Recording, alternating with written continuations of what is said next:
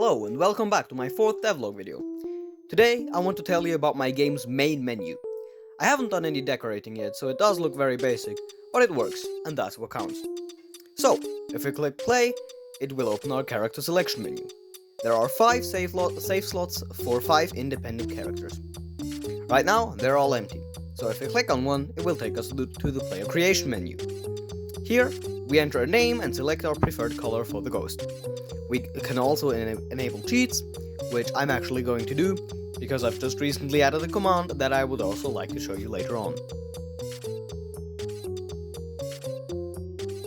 Anyways, if we now create this player, it takes us to a similar menu to select the world we want to play on. The slots are also empty, so if you click on one, it takes us to the world creation menu, where we can name our world and set a seed. If we don't want to do any of this, the game actually pre-generates a name and seed for us.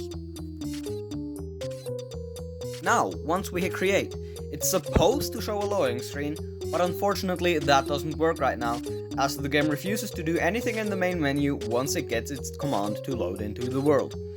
In case you happen to know a solution to this behavior, please leave a comment, as I'm at a loss here.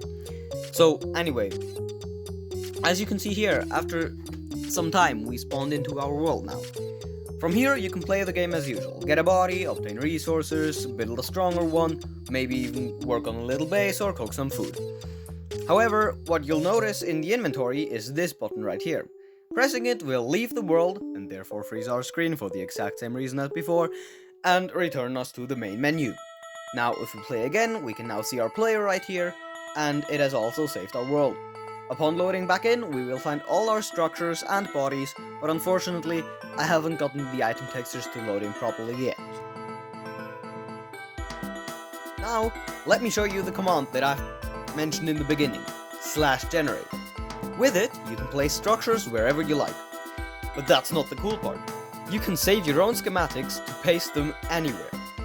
If we go ahead and build a little smiley structure here, and then we note down the coordinates of its upper left and bottom right corner, we can then position ourselves wherever we want the structure to be centered around and type /save structure in the chat. If we then input the coordinates we noted down and a name for the structure, so for example I'll name this happy, then once we send it, we see in the chat it says that it has saved this as structure, which we can confirm by going somewhere else and typing /generate happy. As you can see, this places our exact smiley structure into our world, centered around the same relative position where we were standing before. This also works upon leaving and rejoining the world. Now, if you have built a structure and you want to send that schematic to your friend, unfortunately that doesn't really work because it saves all your schematics into one file, but you can type /export structure into your chat, which extracts only one specified schematic into one new file, which you can then send to your friend, and they can use /import structure to put that into their own schematic file.